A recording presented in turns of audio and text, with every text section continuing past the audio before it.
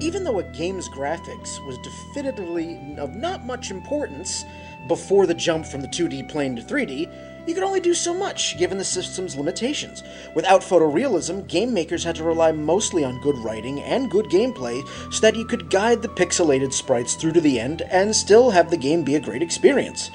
With modern consoles now capable of producing better and more realistic graphics, I get the sense that the focus has shifted, and that game makers put much more of their emphasis on how shiny they can make a game, and in doing so, sacrificing story and gameplay in the process.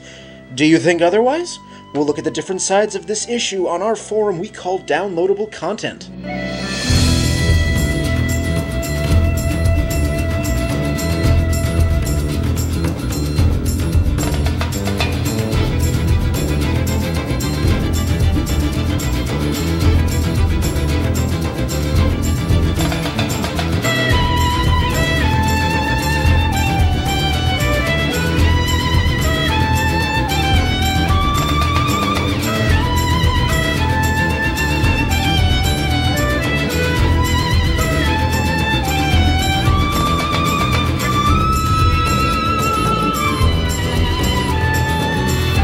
Welcome to the 21st episode of Downloadable Content.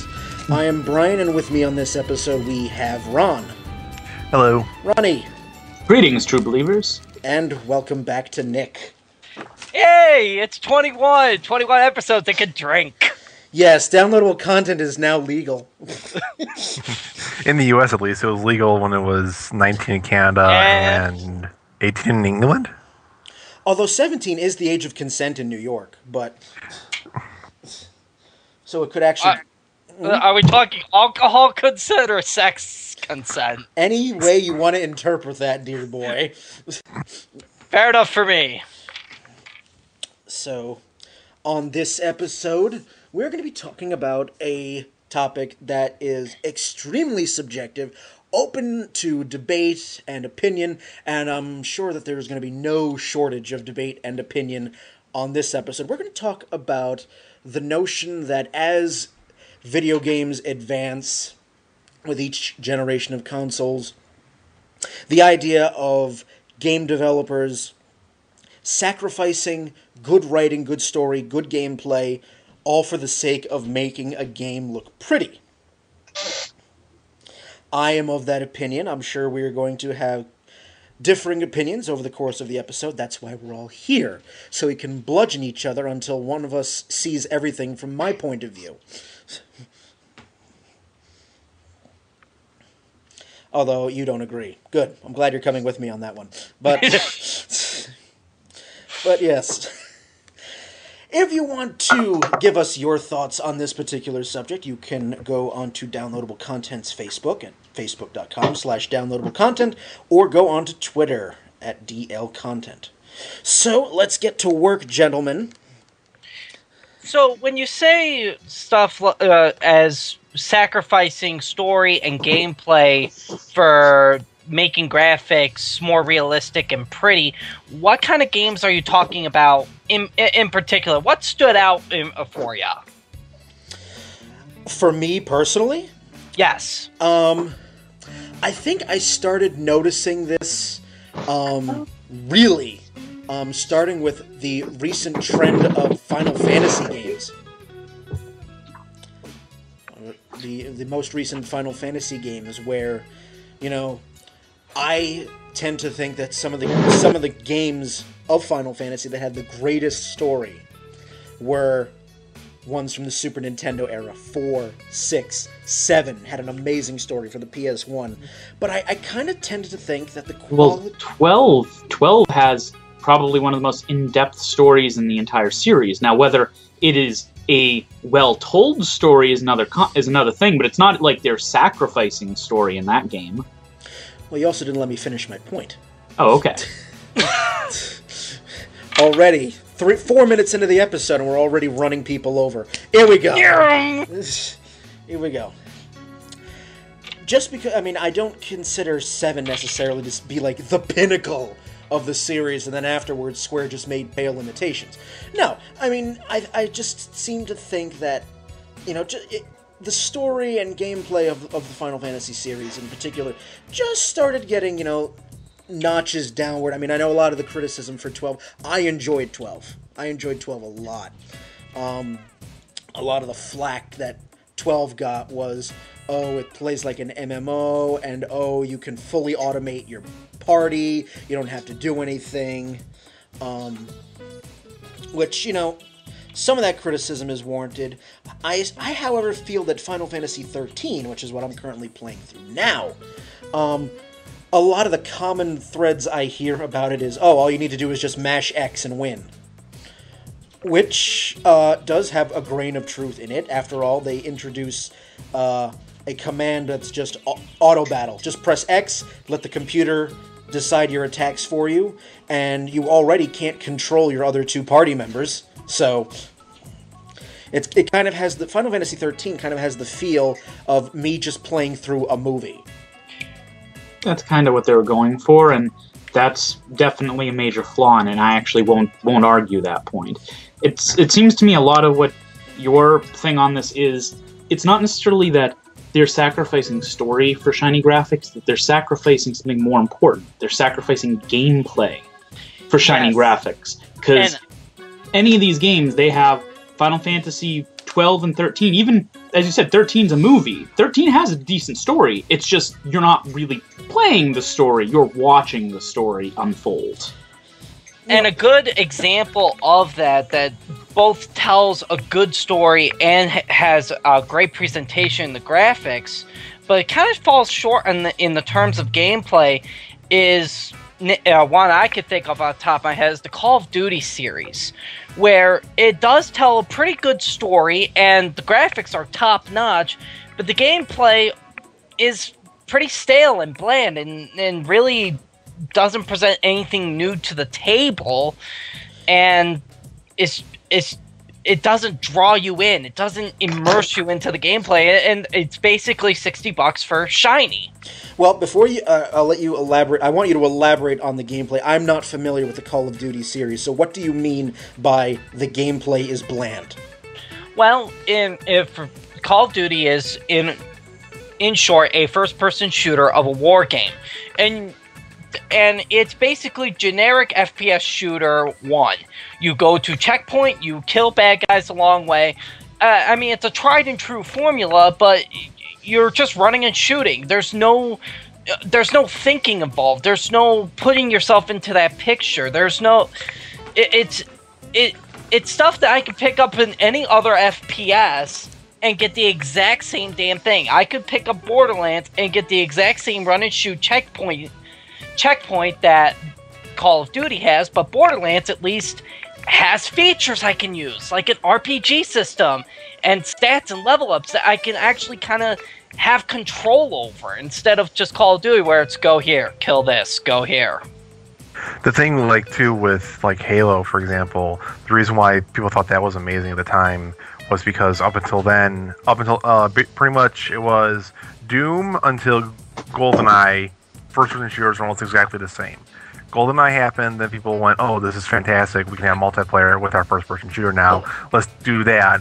And with Halo, they introduced the concept of, unique guns, and, I mean, GoldenEye introduced it too with, the golden gun and certain things like that, but Halo, they really introduced the idea of, you have an assault rifle, but you can also have, a plasma gun, and a plasma gun does different things compared to the assault rifle. They both kill the same thing, but they do it in different ways, and one's good for one case and the other is better for a different case.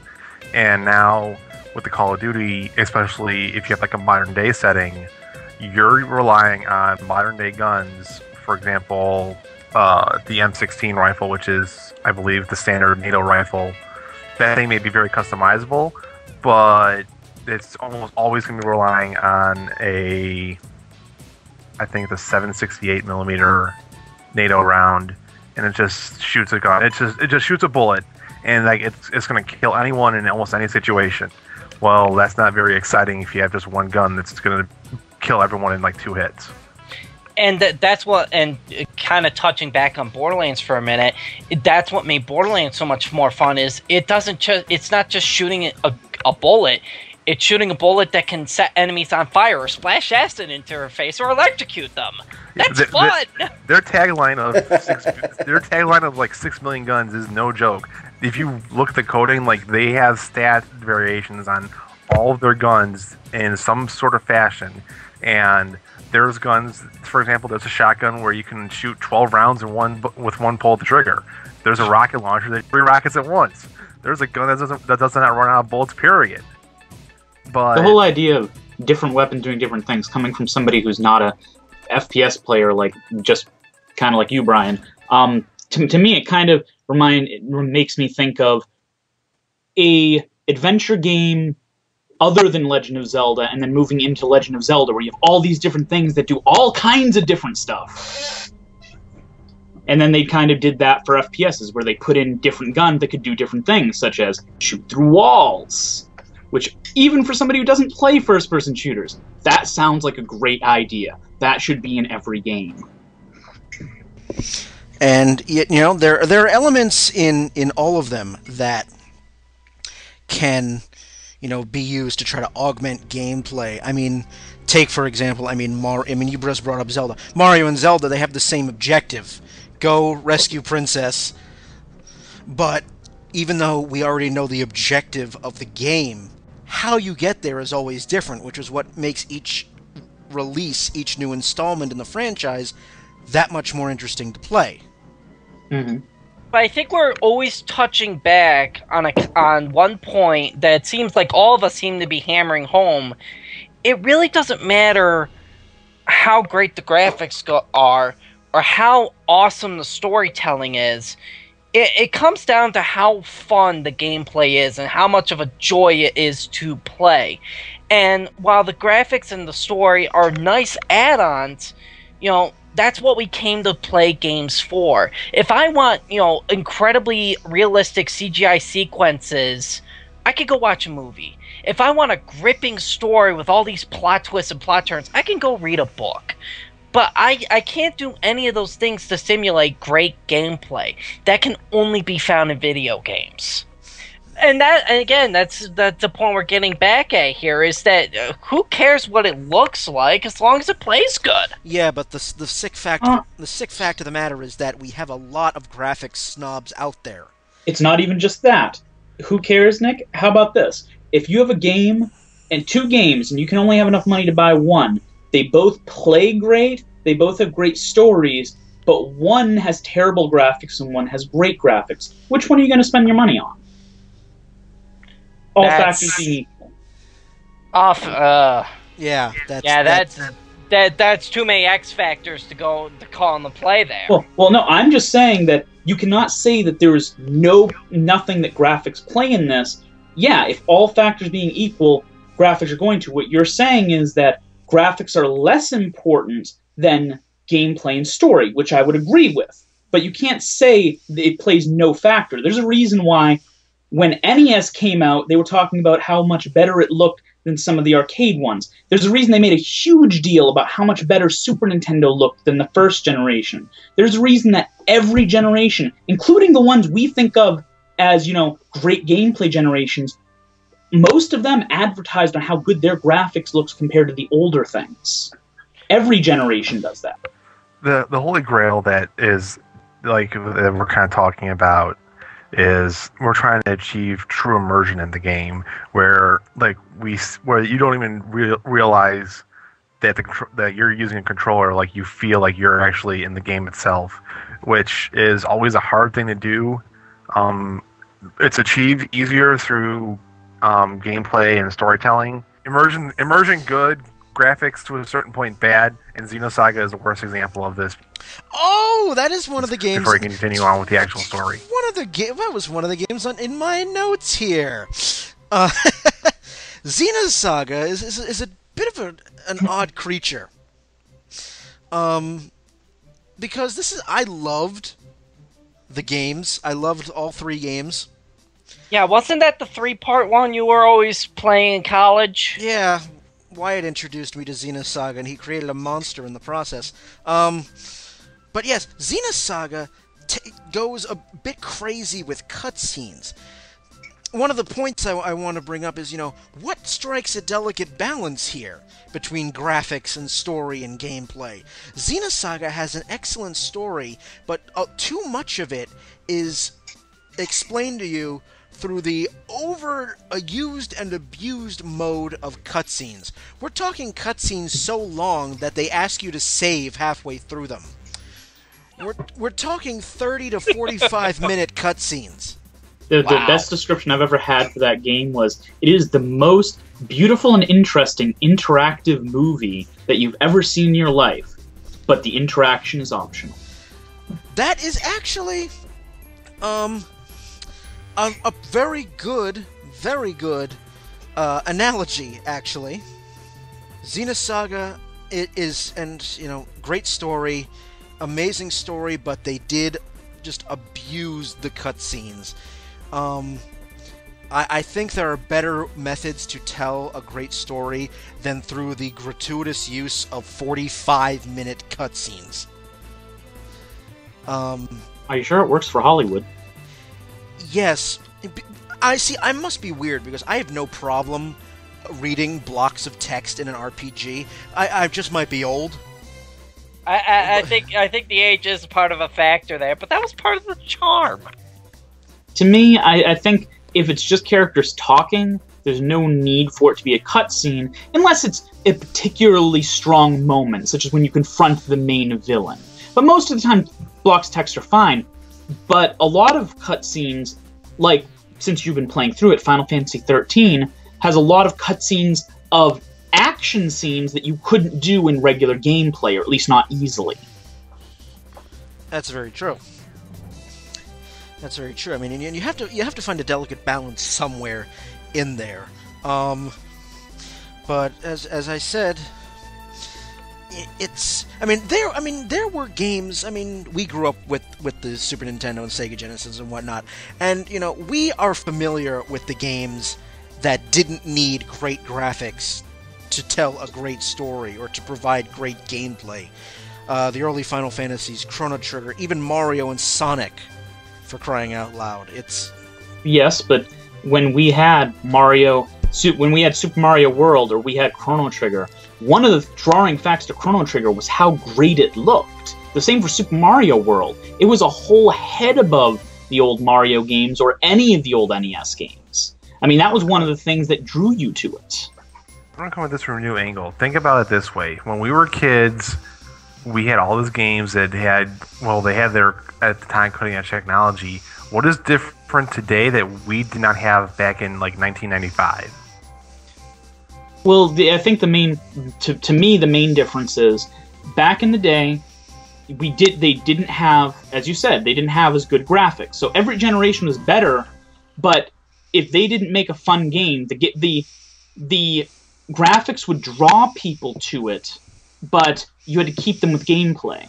In the current set of games, in this current generation, it seems like they've gotten to the point where they feel like they have to one-up each other with graphics to even get people to look at their game. So they'd rather put out a generic game that looks amazing, because then they'll get people to buy it, rather than do what some people have done and put out a lesser game, one with lesser graphics but great gameplay, and then no one ever buys it. That's kind of the problem that the Wii currently has. I have to admire Nintendo for sticking to its guns. While the PS3 and the 360 were sporting HD graphics, Nintendo stuck by its guns and basically said for the longest time, we are not going to play that game. We are going to continue to make games that have, great gameplay and, good story, but we're not going to put all of our emphasis into, mind-blowing graphics. I was actually coming at this from a different angle entirely, avoiding gameplay and graphics altogether. The thing about the difficulty, too, 1995, the games back then were pretty difficult because they had to keep the person entertained, because they just didn't have the memory capacity at the time for a long-telling game. Also think, too, back in 1995, the internet was just barely beginning out. Whereas today, say, for example, in Final Fantasy XIII, while this might not happen, you get stuck on a particular boss. well, you can just go on GameFAQs and it's like, well, how do I beat this boss? And they tell you, oh, you have to do this, this, and this, and use this party configuration, and switch during these paradigms, and do this, blah, blah, blah, blah, blah. Yeah, for an action game, now you can just go to YouTube and just see exactly the timing you need to beat any boss. I mean, these are tools that we have now that we just didn't have back then. So yeah, I mean, the games back then were more difficult just at base to make the game last longer, but we also have more tools to defeat the difficulty there is. That's a valid point. That is definitely a valid point. I mean, I can't explain the slight rage I felt when I played New Super Mario Brothers Wii, and after dying a few thousand times on a particular board, Nintendo had the nerve to ask, "Would you like us to play through this board for you?" No, we wouldn't. Like, I believe every hardcore gamer that's ever seen that just kind of went, "Fuck you!" And that's what was basically my reaction was, oh, no, fuck off. No, it's just, no, you're not going to hold my hand through this level. Thank you very much. Actually, did you hear, going slightly off topic, Super Mario Land 3D is going to have P-Wings that'll take you straight to the end of the level. Just skip the whole damn thing. Well, we had P-Wing in Super Mario Brothers 3. Yes, but I'm just saying, it's back... Well, okay, fair enough, but if you used P-Wing, say, in a fortress, you couldn't just fly through, just get through the whole thing. You still had to dodge all the fireballs coming straight at your ass.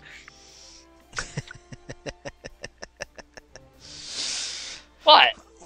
But one thing I think we haven't really touched on much is, Brian, here's a question for you. Yes. You're saying that gameplay is being sacrificed for graphics.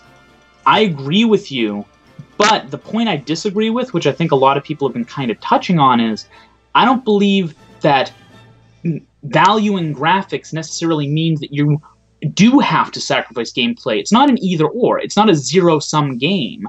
I mean, I'll make a reference to a game I love. One of the most beautiful games I've ever seen, especially when it first came out, was Okami.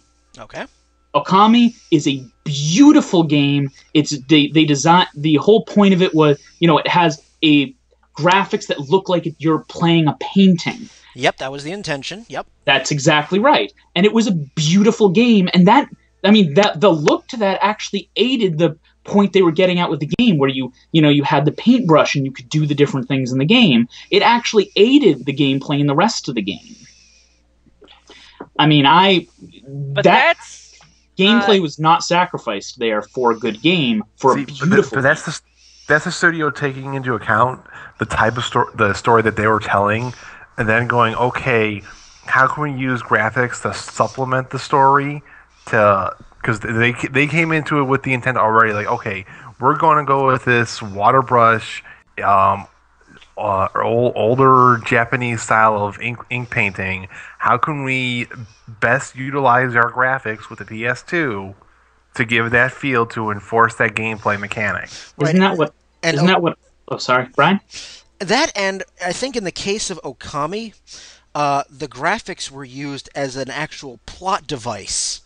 Yes. Instead of just saying, "Look at me, I'm very shiny," and I certainly agree with you for Okami, but I think that for Okami, the graphics themselves, the intention was to use those graphics as a plot vehicle. I agree, but in a good game, that's kind of what the graphics should be. Maybe Okami's a bigger example, but here's another one. Final Fantasy VII. How much stronger was that dystopia, was Midgard, when you could see how dirty it was, and how, especially with the jump to that point and how good the game looked compared to everything before it.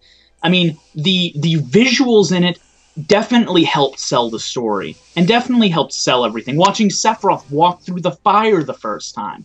These were powerful moments that couldn't have been done, or couldn't have been done as well or as emotionally in the SNES era. Even if they could have fit it all on one cartridge in those graphics. Very true. But I think we're picking out very selective materials and, more importantly, moments in time.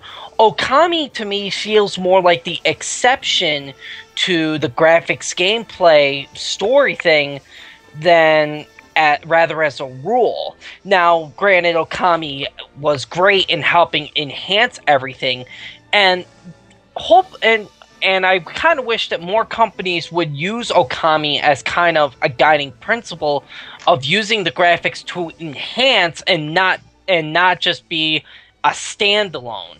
But unfortunately, it just feels to me like more games often than not just have the graphics just stand out there and just say, "Look at me," rather than help enhance in telling the story or make the gameplay better. Here's a point to it. I guess one of my major things on this is you guys seem to be going off of this is different than it was before. Now we're blaming graphics for it, but if you take a look, there were more bad games made for the NES than any other system just because of the plethora of games that were made for it. Mm-hmm. The Super Nintendo was almost as bad. Honestly, the percentage of bad games has probably gone down more now because of how much it costs to make a video game and how few, comparably to the past, are being made.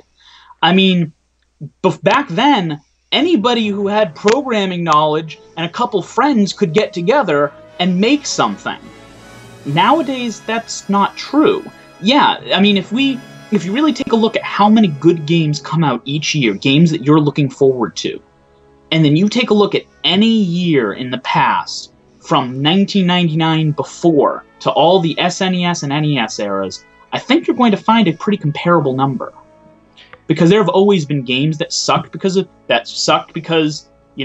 any number of reasons. And that's true. And let's not stray away from the core point that I think we're all making here. Is what makes a bad game still stems from the same problems as it has back in the NES and SNES days. If it looks bad and plays bad and it's buggy and glitchy, it's gonna be a bad game. But it just seems to. But this is just a personal observation. Is just to make up for bad gameplay design and using my personal pet peeve, quick time events. They sacrifice that with just over-the-top graphics to make you ignore such things. To such games that I can think of off the top of my head are Dante's Inferno and the game it based itself off of, the God of War games. All right, elaborate a bit on that, and then we're going to cut to break after your point. So, the God of War games, I've had a chance to start getting into them a little bit thanks to a friend, but they look beautiful, very dark and edgy, and the story is, for the most part, pretty well written. But the gameplay kind of falls into a Ninja Gaiden hole of a whole bunch of weapons, only a few are useful, and it's plagued with quick time events, which is just it's a cheap cop-out to gameplay, in my personal opinion. I don't like it. It's God of War is riddled with them, and I just don't think it's as good of a game as people make it out to be, because I think people think of it more as God of War the story and God of War the graphics more than God of War the gameplay, which to me is kind of forgettable.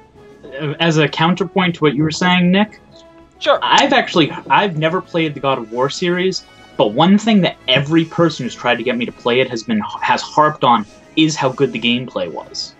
They didn't try to sell me on the story. They didn't try to sell me on the graphics. They said how fun it was and how good the gameplay was. And see, I'm gonna have to counter that with it. It plays a lot to me like Ninja Gaiden. And if you like that kind of gameplay, that kind of Ninja Gaiden gameplay of just hack and slash enemies while finding the perfect time to throw the guard up, congratulations. For me, it's frustrating because then you're caught in inescapable combos, and all of a sudden you're dead. That's not fun. That sounds, however, slightly like how Kingdom Hearts works too. Yeah.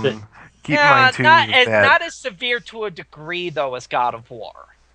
There's the first God of War really didn't suffer from this problem because the first God of War was really trying to emulate Devil May Cry is what I heard. Devil May Cry, thank you, yes. God of War, the very first one was trying to emulate Devil May Cry. And God of War succeeded more so than Devil May Cry because you have this guy with essentially with his chain swords, and people like chain swords more than they like dual pistols. Well, there you go. There you go. So, as I said in the beginning, very subjective views here. Which I like. This is great. I could hear the maniacal laughter in Brian's head.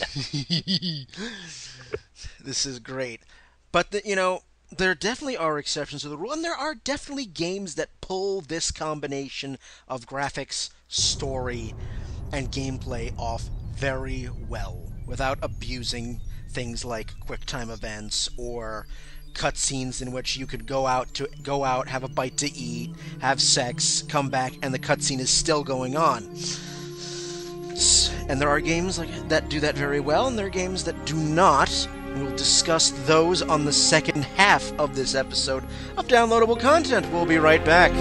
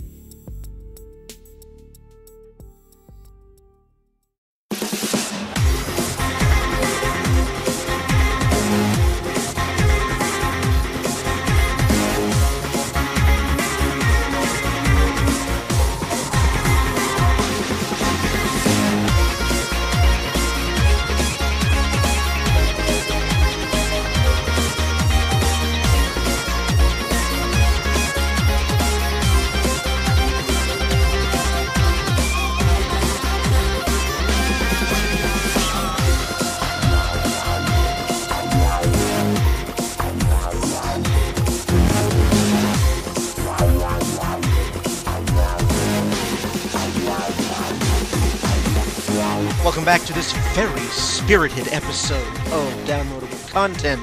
We have ideas flying all over the place. Just a explosion of differing opinion. This is great. We did all... We're like we're like four pilots just trying to fly around like a game of Star Fox 64. I'm screaming like Slippy Toad. Fox, get this guy off me! This is why I preferred the blubble speak from the original Star Fox, where all they said was I could handle that. Nick, does that mean you're telling Brian to do a barrel roll right now? If I could pull off the peppy hair voice, I would.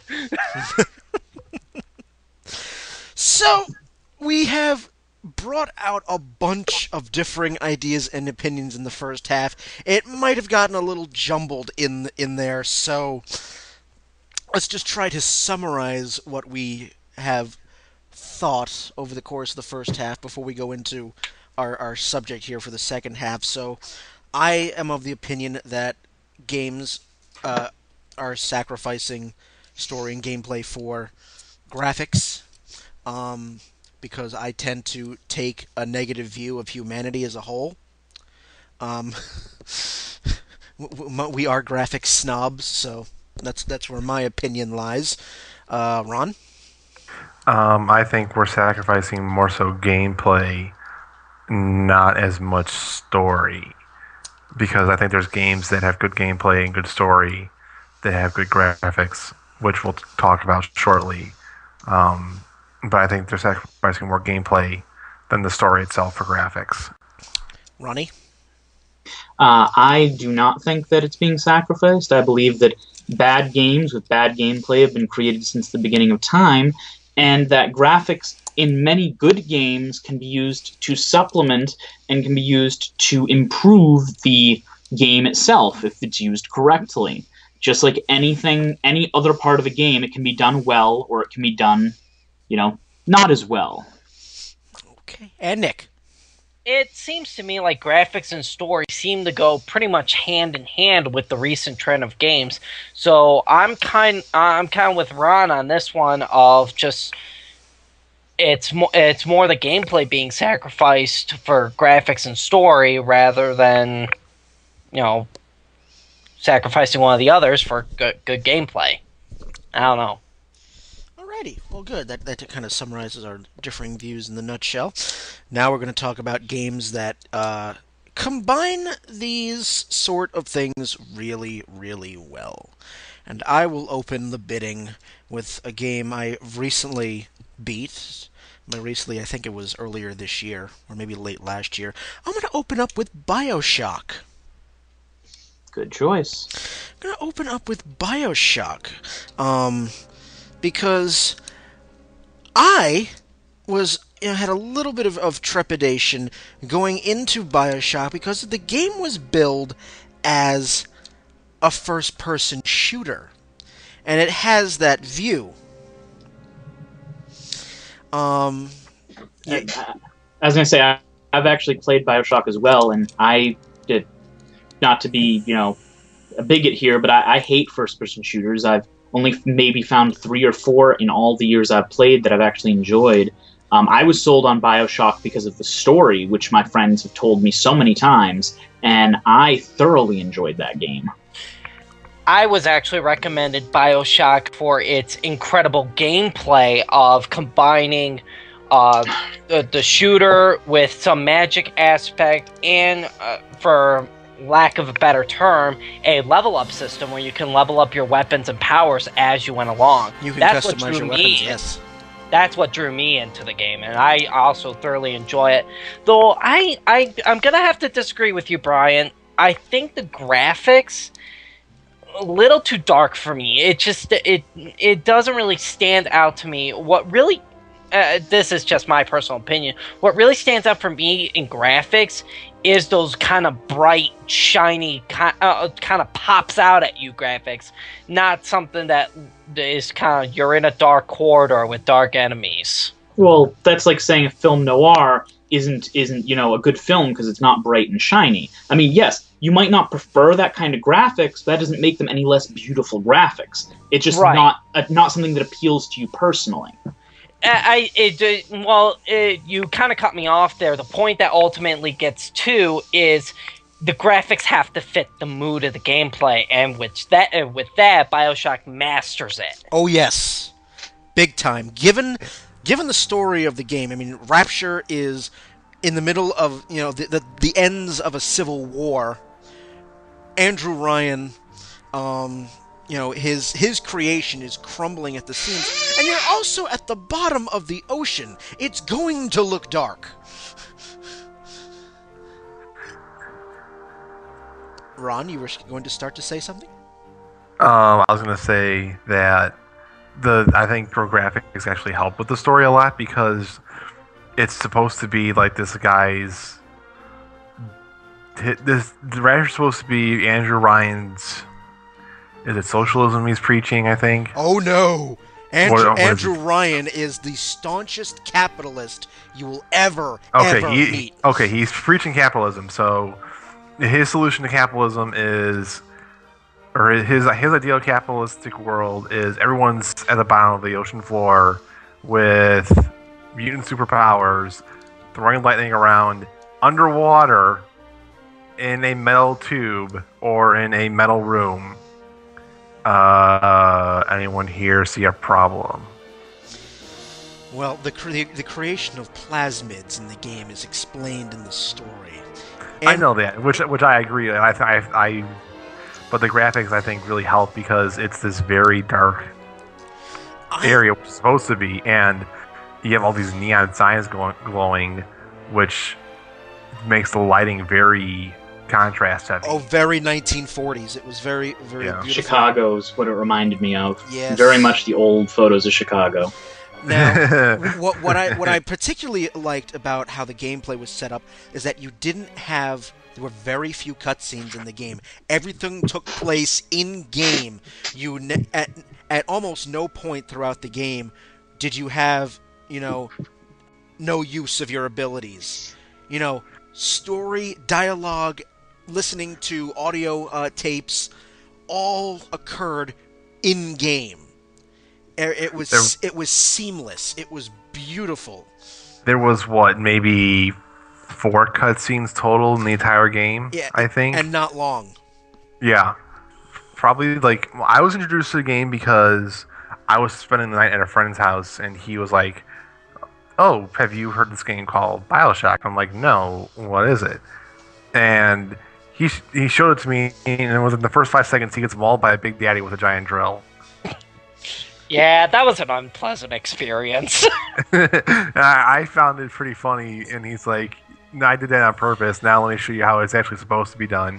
And then he spent the next 5 minutes laying out a battlefield, and literally he shot the Big Daddy once with the pistol, and then the Big Daddy ran through 50 mines and blew himself up. Oh yeah, that's fun. But yeah, I mean, as I keep saying, there are no cutscenes in the game, so the action, the flow of the game does not stop for these cutscenes because everything is still going on. There's a cutscene or there's dialogue going on while you're busy frying some enemies. So, the game doesn't stop, and I just thought that the whole atmosphere, graphics, gameplay, story, the entire presentation worked very, very well. And that's my first example of a game that combines the 3 elements and does it very, very well. So, one of you 3, feel free to jump in with a game that you think combines these elements very well. Go on. I got one. This is a newer game, so if you guys haven't played it, that's fine. But Catherine, if any of you have heard of it.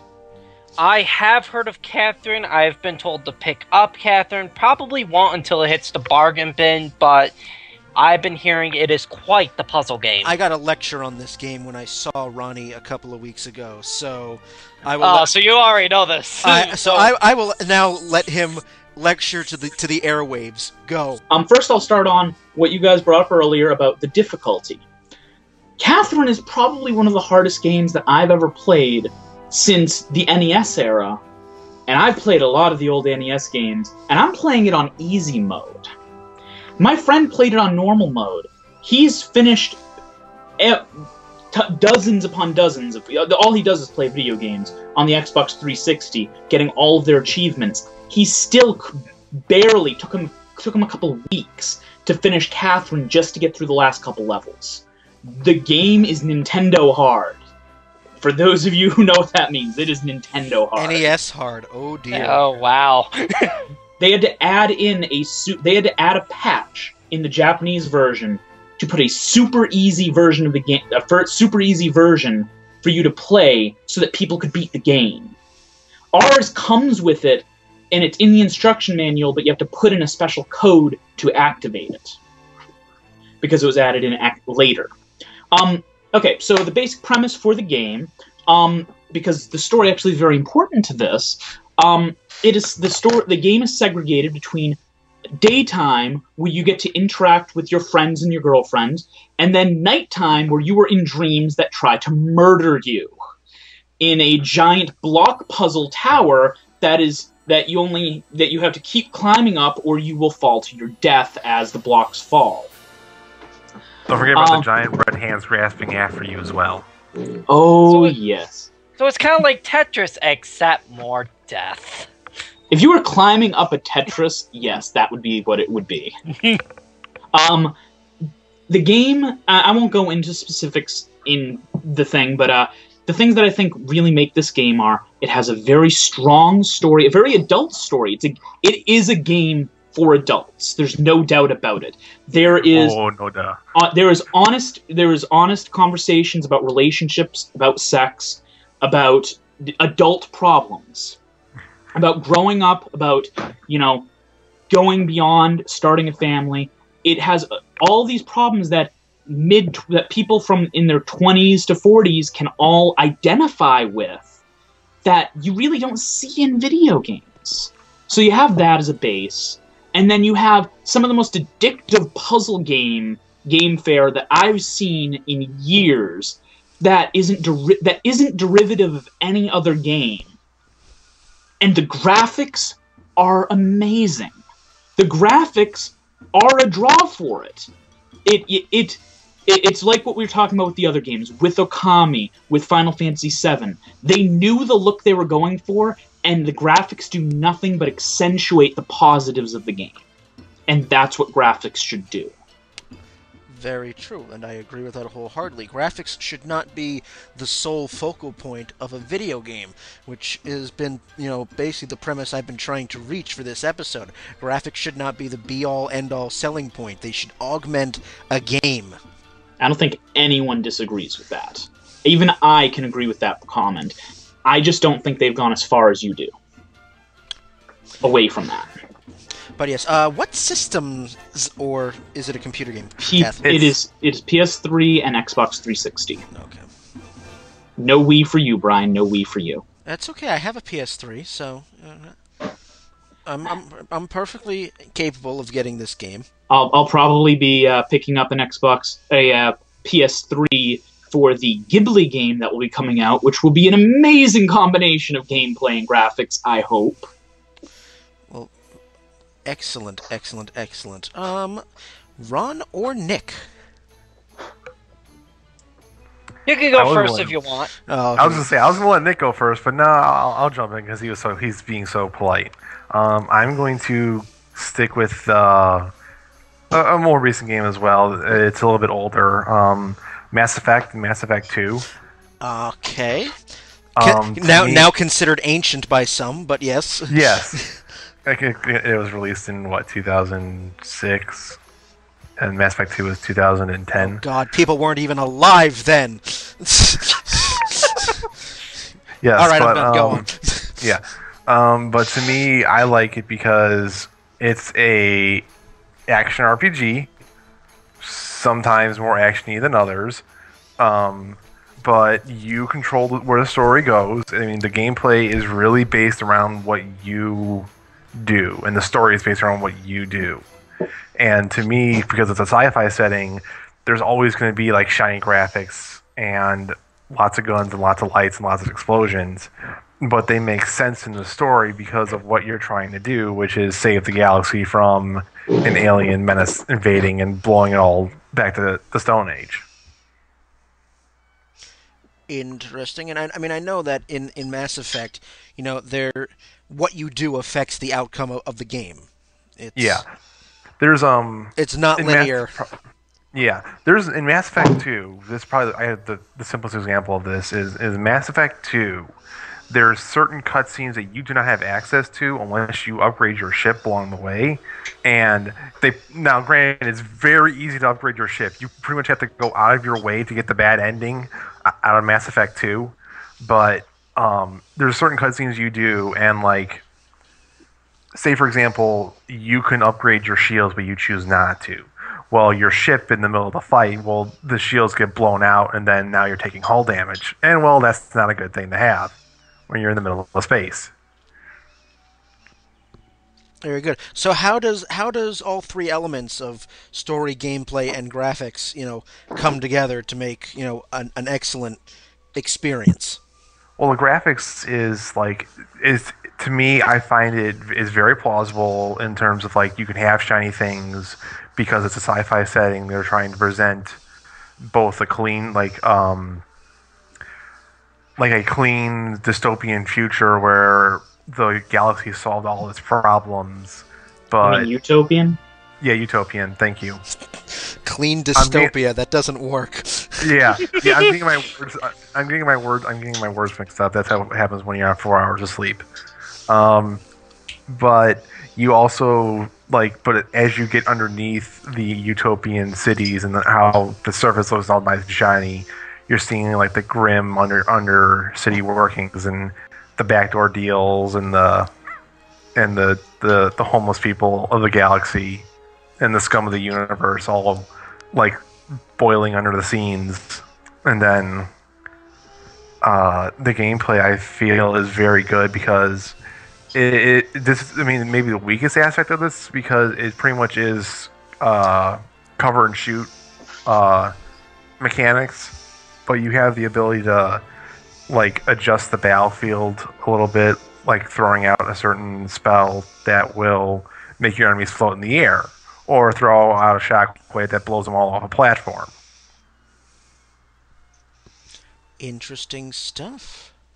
Interesting stuff. I know I want to get Mass Effect, but I'm kind of at a bit of a conundrum with that because Mass Effect 1 was only released on the 360, and Mass Effect 2 is available on the PS3 without the benefit of having Mass Effect 1 also available on the PS3. You can have Mass Effect on the PC and the PS3 version of Mass Effect 2. Well, you can't play Mass Effect 1. Mass Effect 2 does allow you to get most of the major story choices available in character creation for Mass Effect 1. All right. Well, Or you could buy a red ringed PS3 or a red ringed Xbox 360 and then fix it for like $5. that too. I can do that. That is entirely in the realm of possibility, but good. All right, Nick, what say you? A game that I'm choosing, and I'm gonna follow the two Rons here and picking a more recent game. Actually, a game I have yet to beat. It's a game called Bulletstorm for the 360. And in Never this heard of it, game, actually. you're basically playing Wolverine with guns. Seriously, that's what he looks like. You have been attacked by a guy who you worked for, who basically used you, double-crossed you. You're trying to get revenge back at him, but he kind of got the jump on you, killed all of your teammates except one guy who had cybernetic implants planted in him of a sentient AI who now wants to kill you, and you two are stranded alone on a desert planet, still in pursuit of the guy you're trying to kill. And this is the good news. So how does it combine the three? Alright, so visually the graphics are very stunning. It still retains a dark and it's kind of a unique blend. It still keeps everything kind of dark and quite bloody, but yet it's still a brighter environment. There's no visibility problems at all from what I've played, and you can pretty much see everything quite clearly. Everything kind of pops out at you.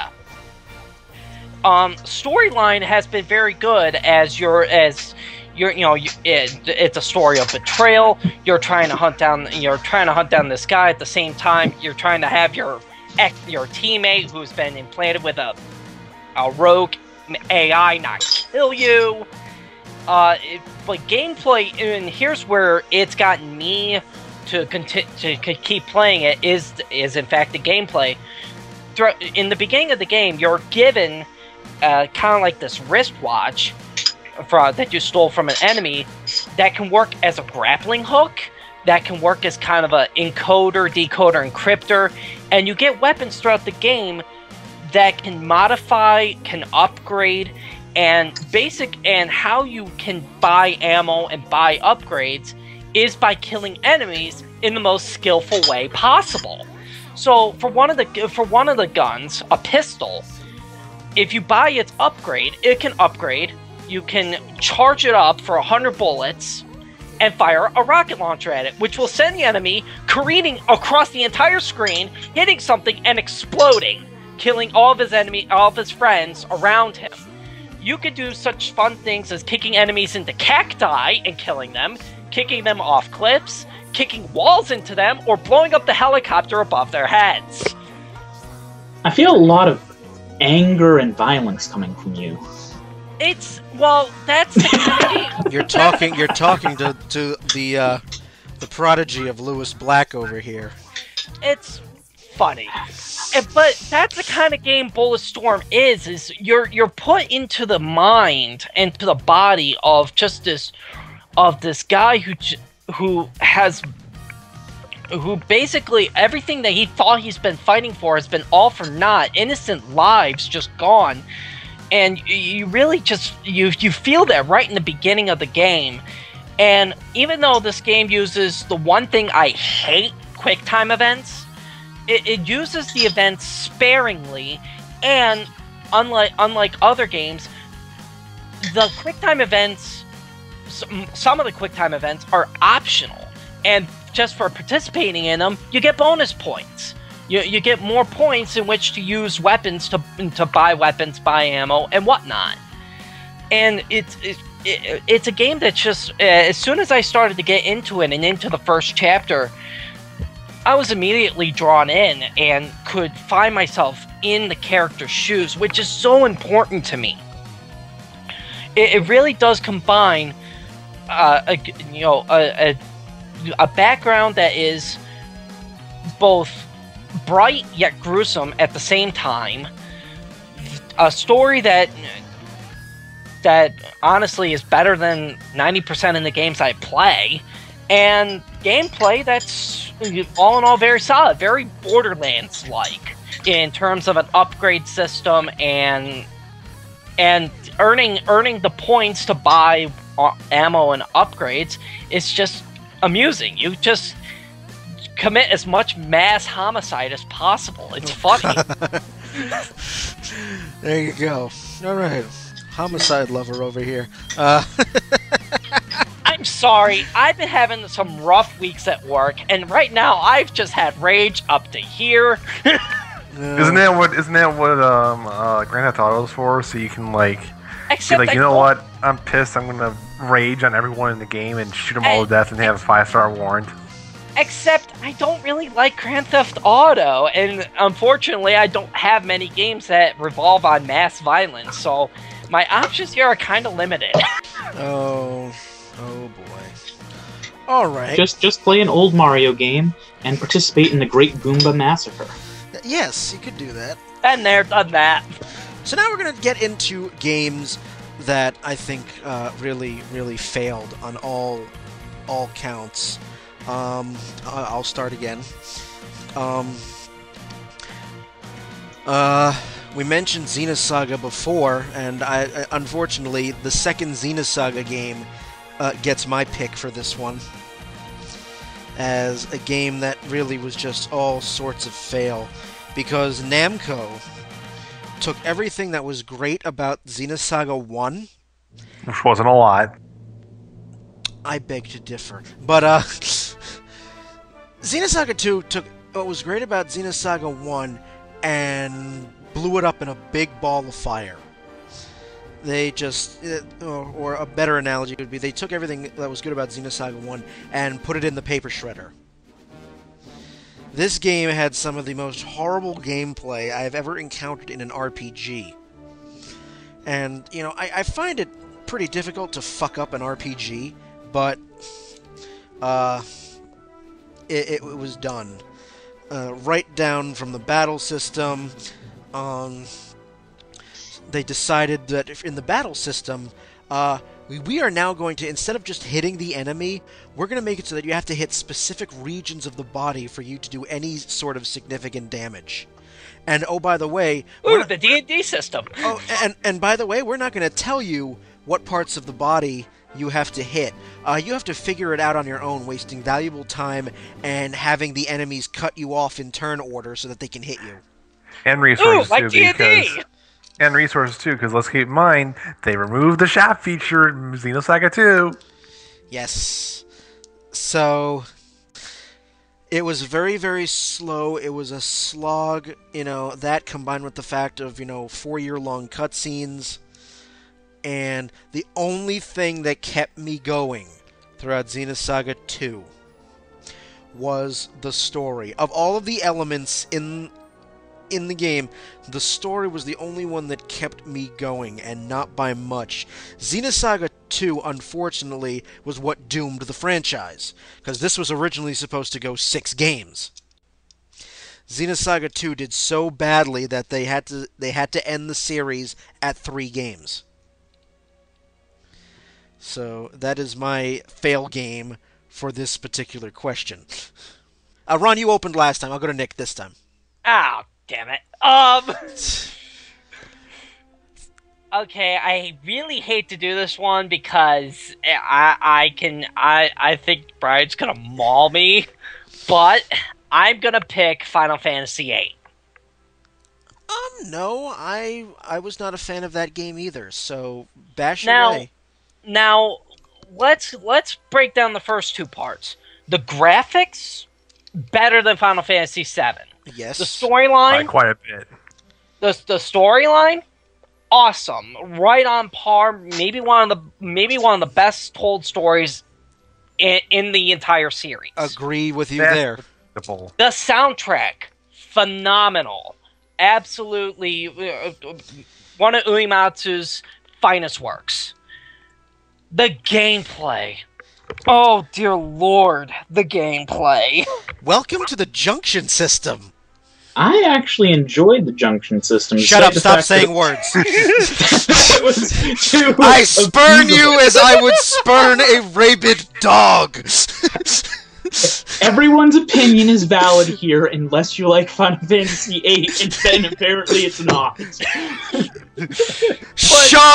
Shun! A non-believer! It's my least favorite Final Fantasy. Blaspheming! But that's like saying... Hang on. Whoa! Hold on a second. Yes? You like 2 more than 8? I'd probably put him close Your to life level. depends upon this answer. I will dare say it. I like 2 more than 8. I was gonna say, Okay. but what I was gonna say is, to me, I like Final Fantasy VIII the least out of the series. But that's like saying, what's my least favorite Ghibli movie for anime? When the lowest I'm going to be rating an 8 out of 10, that's still the lowest because it's not a perfect score or a near perfect score, but it's still better than a crap load of the other games out there. But before we continue on with that, let's get back to Nick so we can continue his rant, and then we'll dissect it from there. Sorry. The junction system, for those who may, for some odd reason, have not played Final Fantasy VIII, you draw spells in the game from... How the hell do you draw spells? Brian, can you help me on this one? You had a draw ability. Yeah. Every character had a draw ability. Yeah. All I can imagine is kind of like Yu-Gi-Oh! Where they draw for the rest and go, draw! Anyway. And you acquire spells that way, and you can, through the help of the summons in the game, I think they were called... They weren't called Eidolons. What were they called in that Guardian one? Forces, GS. Guardians. Thank you. GS. The name was escaping me because I've been playing too much Final Fantasy IV.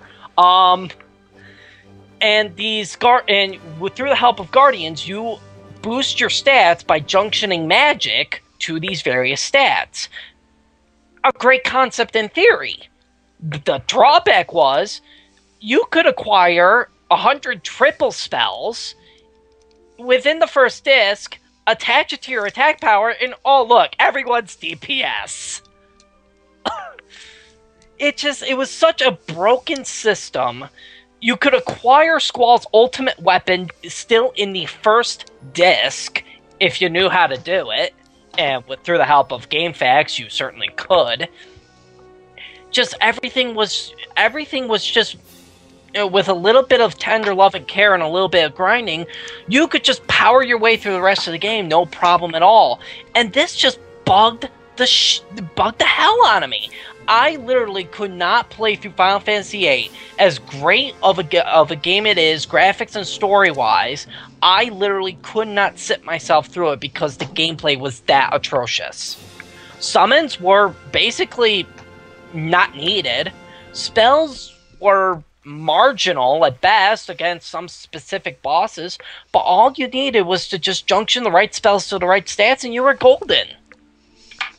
All right, that's perfectly a fair assessment. I mean, I didn't like the junction system either, but you know, I'm glad I slogged through that game. I will never play it again, but I'm glad I got through it. So the only other game I would think of, and unfortunately it's just too old and the graphics is just too hard for me to knock on it, would be Dragon Warrior 2.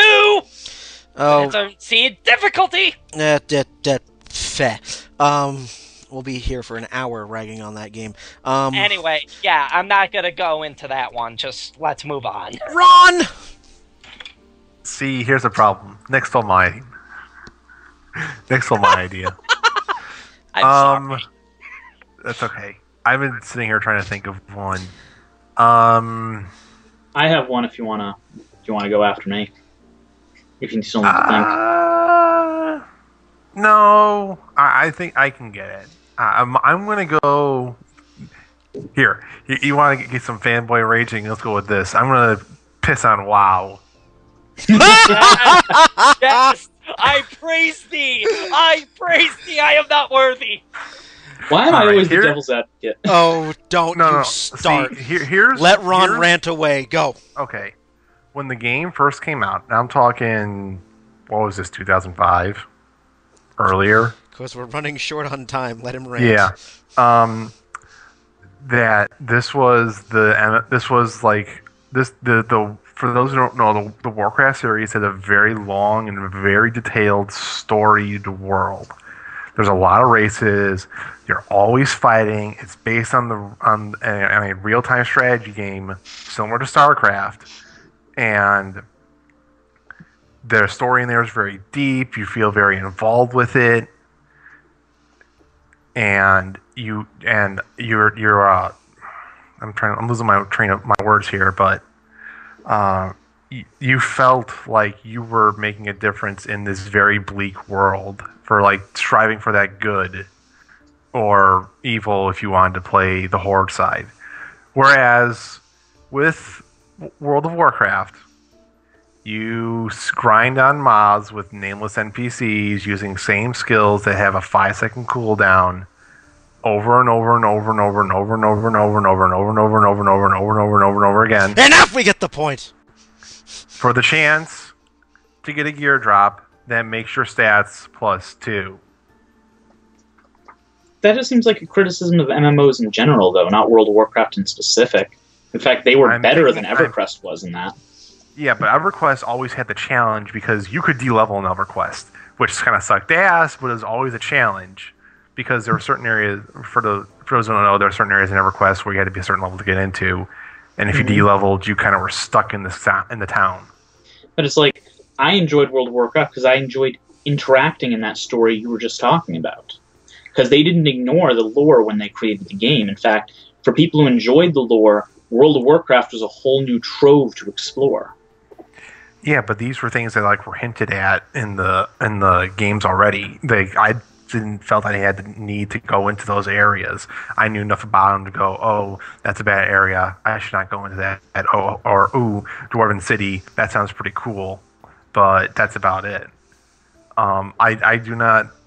I hate on WoW because of it, to me, it appeals to a very casual sort of market in the gamer subculture, and to me, I feel it lessens what MMOs stood for. Where you could go on. I mean, you can still do it now with World of Warcraft. I don't deny that there's millions of people playing it, and you can get a group going for a raid on a boss, and no problem at all. But for me, it's the WoW I see as the game that brought the game that brought gaming mainstream, and it's sullied the name of what a gamer meant, in a lesser sense, what it meant to be a nerd. Wow, that's interesting stuff. Very interesting stuff. All right. You could probably have a whole podcast, Brian, just on World of Warcraft. I could, but I'll be out of that one. Yeah, that for me would be very hard to do, seeing as I've never touched a drop of it. So, Ronnie, we're going to close with you before we head to our final subject. Well, I will be touching on a topic that, unlike the rest of you guys, isn't really that controversial because it uniformly sucks. But I think it does a very good job of showcasing what you were talking about earlier. The 3D Sonic the Hedgehog games, from everything from Sonic Adventure 2 onward, after Sonic Adventure 2. All of them, from, the Black Knight to the Werehog, Sonic the Hedgehog 2006, introducing Silver, uniformly, they all seem to not be able to hit that delicate balance between gameplay, story, and graphics that the earlier games just seem to get. I mean, the gameplay, which, for anybody, how many of you guys have played any of these games? Played them all. Played them all? Do you agree with what I'm saying? Okay, let me break this down. Sonic Adventure 2 and Sonic 2006, okay, I agree with you wholeheartedly. Sonic Unleashed, at least for the daytime segments, it finally showed some life signs that Sega was finally understanding it. And it was better in Sonic Colors, and is even getting better, in my opinion, with Generations. I was actually gonna bring that up. That Sonic Colors finally started to fix things. Yes, but I'm with you on this one about Sonic, at least the older ones. So I'll let you continue. Yes, because the gameplay is just so. In many of the games, felt very loose, where you weren't really controlling them to do what you wanted. The camera angles were terrible. It was hard to see where he was going, where he was going to, what he was doing. It was far too easy to just die by mistake. But other than dying by mistake, the games, most of them were too easy too. As long as you weren't being killed by bad controls and bad gameplay, the games were a cakewalk. It took everything that made the old Sonic games fun and flushed it down the toilet.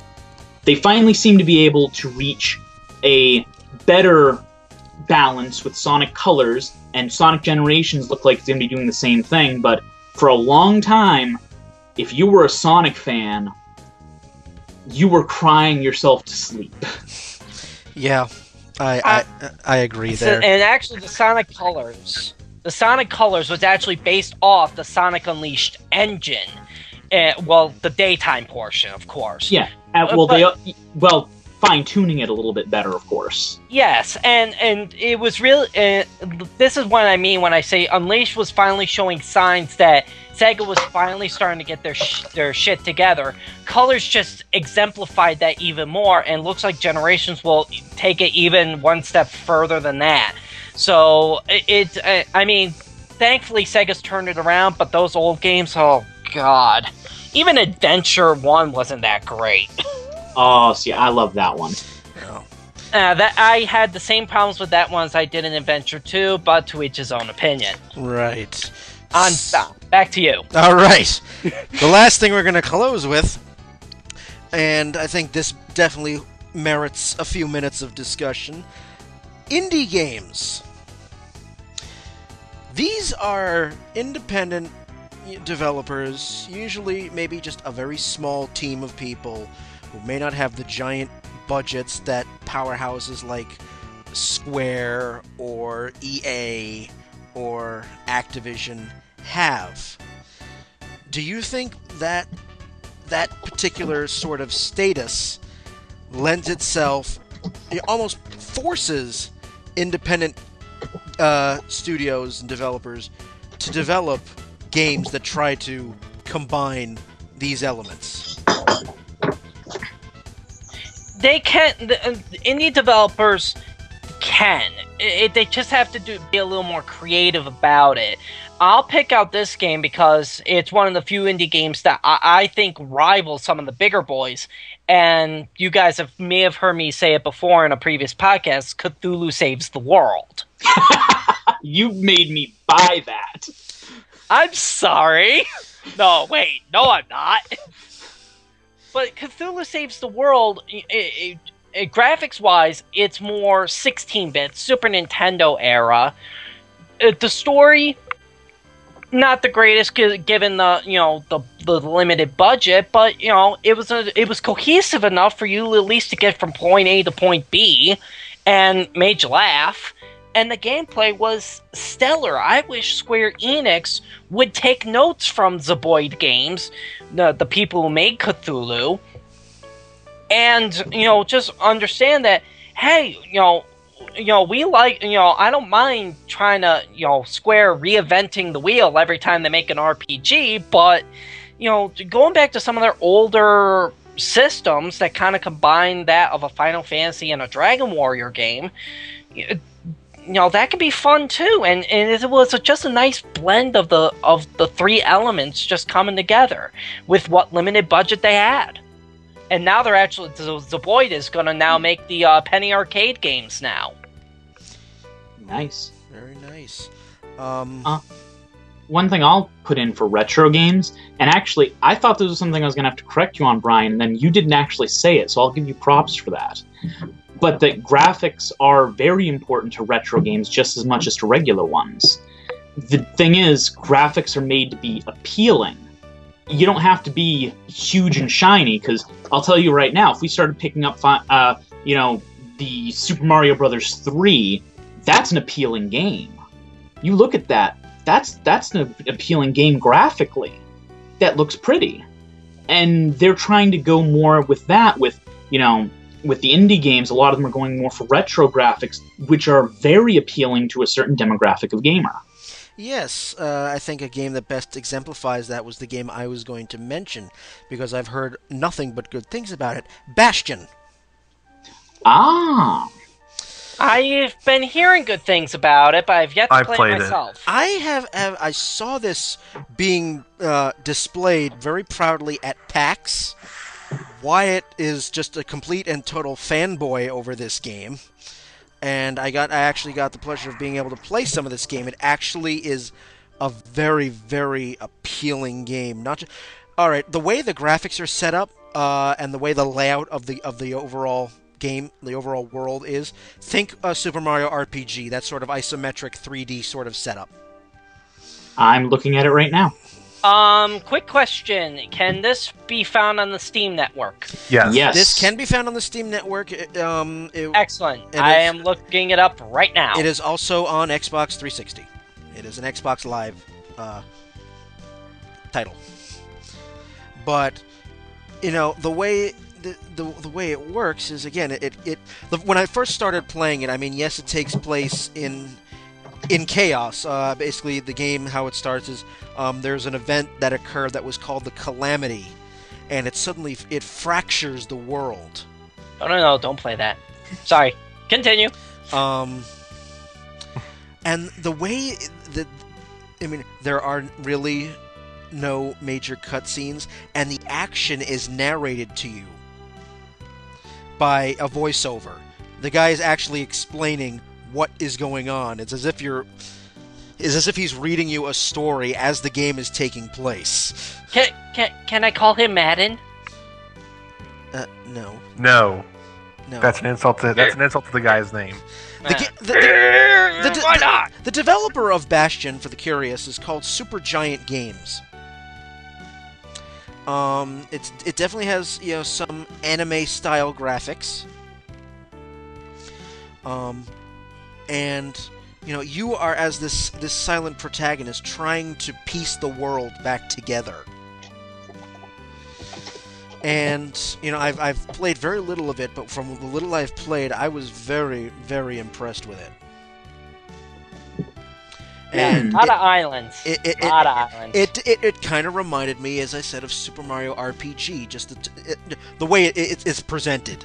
At any I don't know how the gameplay is, but looking at pictures of it kind of reminds me of Final Fantasy Tactics in the isometric and the... No. Yeah, a little bit, but not entirely. The combat is a hack and slash sort of thing.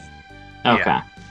Yeah, I was just looking at pictures of it. It's not a strategic sort of thing. It's a hack and slash. Yeah, it's hack and slash. I've played it. I have Bastion. I played it. I've beaten it.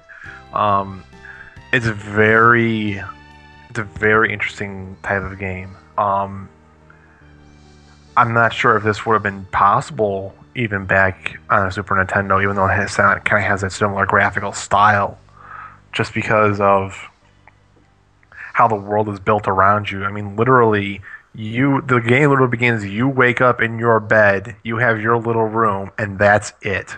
The world forms around you as you start walking around. And then you basically have to remake the world out of the pieces that are left over. And it's a very interesting sort of game.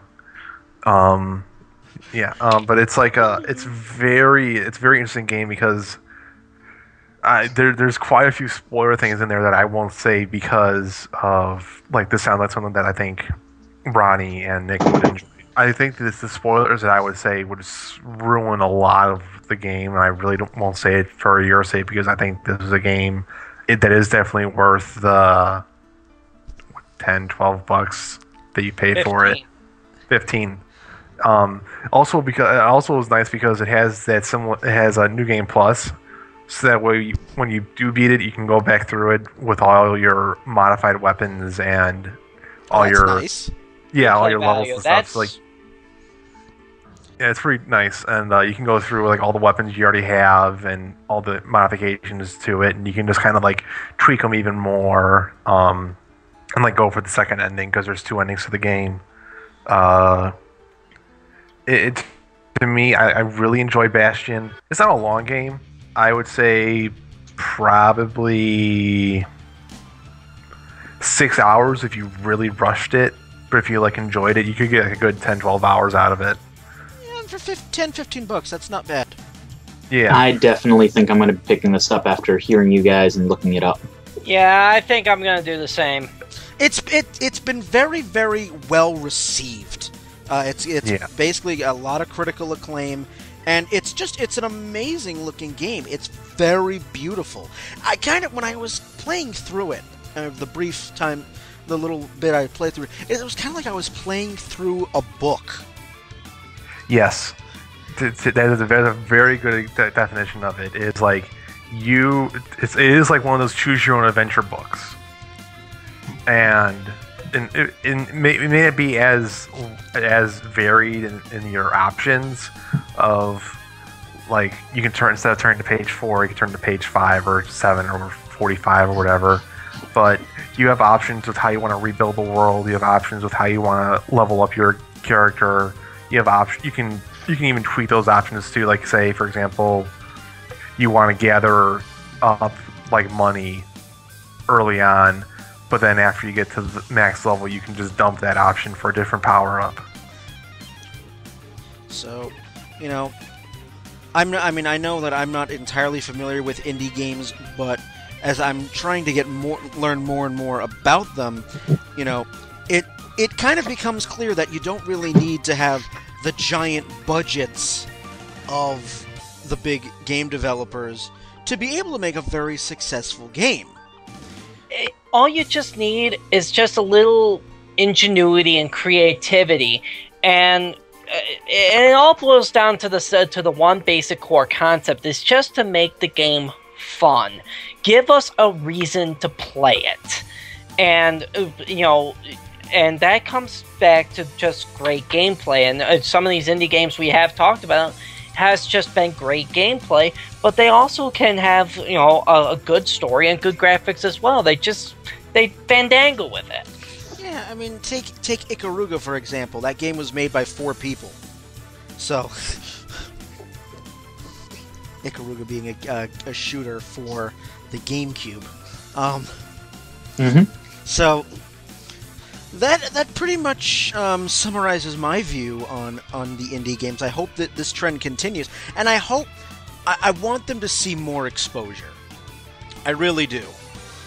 You know, instead of being, you know, overshadowed by the big guys. So hopefully we see that trend continue.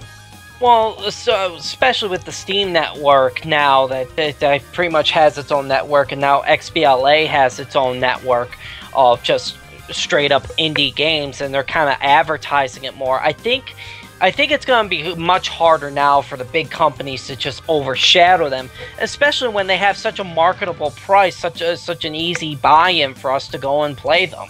Right, you know, $10-15 for a game as opposed to 60 or less. Yeah. Yeah.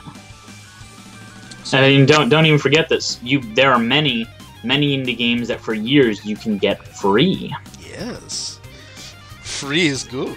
I was gonna say, which would lead into my choice. My choice is one that's for free, developed by one person, that's gotten more plays than many games that the indie games and put out on much bigger platforms and put out elsewhere. I Want to Be the Guy. For any of you who've heard of it. I have not.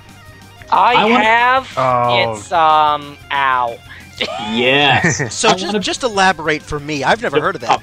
I Want to Be the Guy is done in old Mega Man style for how the gameplay goes. It gets better. It gets better. Yes, it is an incredibly difficult Nintendo hard game that in normal mode... Not even Nintendo hard. This This is Mega Man meets Battletoads hard. Yes. Yeah. In normal mode, there is a save block in every room, and you are expected to die about 20 to 30 times in each room. With an amazing scene of your character exploding with music playing in the background when you die. And blood. Yes. For example, you start off in a room where you can like fall down platform-wise. You walk toward that platform, a spike wall comes out of the thing and slashes you into the ground. Yes. The very first room involves a crapload of trees with little apples on them. And you walk forward, and you have to inch forward to the point where the apple starts to fall almost so fast that your character cannot get out of the way, and then immediately run backward. You cannot get past it because it falls too fast. You have to inch forward to let it fall and then jump back, and then once it's gone, move forward. Well, one of them stays. So when you're jumping over the platforms above the trees, that one flies up at you and kills you. Things like that are to be expected in this game. There are levels in this game where there is a platform you stand on when you first walk into the room, and the rest of the room, walls, ceiling, maze through it, are just a continuous stream of spikes. It looks like there's no way to get through it. There is. It's just incredibly difficult. But for all of this, the game is heavily based on skill. Once you've learned the secrets to a room, how it works, you can get through it relatively easily. So it is something that, you do get better at, and it's really a fun game to play. You just have to accept the fact that you're going to die. That's part of the game, but all you do is press R on your keyboard to go back to your last save point. You don't have to go back to the title screen like in old games. If you've never played it, Brian, I heavily recommend. It's a free game. You might get frustrated at it, but give it a shot. See if you have some fun with it. What is it for? It's PC. Computer. PC. PC only, okay. Alright. To give the listener an example that never heard of it, to me, this is... Think of Ninja Gaiden had an orgy with Battletoads on an NES, and you're getting pretty close to what the game's like. Interesting. And that child went ahead and had an affair with Super Meat Boy. Interesting. That kind of difficulty. And your bosses are for the most part all based on classic Nintendo characters, such as the first boss you fight in the game, depending on which path you choose, would be Mike Tyson from Punch-Out. Oh, God. Except he's about 5 stories tall, and every time he punches, it destroys the blocks you're standing on, and he spits fire. You also have Mecha Birdo from Super Mario World or Super Mario Brothers 2, but mechanical and the size of an aircraft carrier. Dracula, who transforms into characters from other games as his shape-shifting. And the eponymous guy, which the whole point of this is you are the kid. You want to be the guy. To become the guy, you have to kill the guy. And to kill the guy, you have to get to the top of his skyscraper tower of evil. How classic is that? That sounds like a game I might end up throwing my tower out the window over. Is what it sounds like. But I might give it a shot. And play it in normal mode. You have a pink bow in your hair. Oh, how cute! The only difference between the modes is how many save points there are. That's the only difference. There's nothing else. Interesting. All right. All right. Well, good. Ron or Nick, do you have any indie game you want to throw out? No, I already threw mine out. All right, Ron. Can I just say Minecraft to move on? Okay. Minecraft, move on. Moving on. All right. Well, there we go. So we've come full circle here. We've brought you differing viewpoints on, whether we think, graphics are becoming the be-all, end-all, whether story and gameplay are being sacrificed. We've all got differing opinions on it. We've brought you games that succeed in these endeavors and fail miserably, and also the indie games. And now we turn the floor over to you. Let us know what you think of this particular touchy, sensitive, and subjective subject, if you will. Drop us a line on Facebook at downloadable. Thank you for coming, folks. Yes, facebook.com/downloadable content, or you can find us on Twitter at DL Content. So, I would like to thank Nick, Ron, and Ronnie for their spirited debate, beating me over the head with their logic. I was more siding with you, but whatever. Well, whatever the case. All right, we're going to put this one to bed. See you on the next episode of Downloadable Content. Have a good one, everybody.